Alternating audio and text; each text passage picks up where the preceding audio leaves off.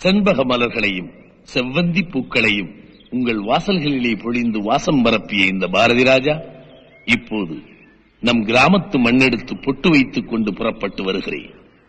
கிழக்கு சீமையிலே அந்த பொசுக்கப்பட்ட பூமியில் நசுக்கப்பட்ட மக்கள் இருக்கிறார்களே, அவர்களை இன்னும் ஈரமாக வைத்திருப்பது பாசம் என்னும் பழைய உணர்ச்சிதான்.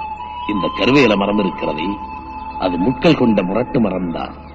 ஆனால் வெட்டினால் பிசின்கசியும்.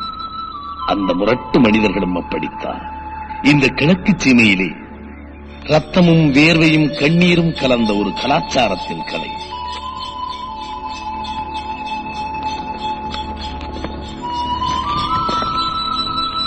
திருமாயி, பட்டியல உட்காந்துக்கிட்டு இருக்கியா? உன்னை பொண்ணு பாக்க கொப்பளத்துல இருந்து ஆள் வந்துகிட்டு இருக்கு.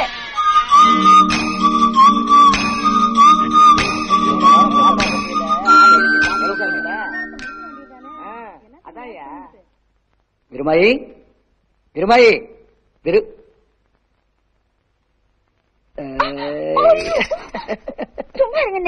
என்ன அசிங்கப்படுத்துறீங்க? அசிங்கமா?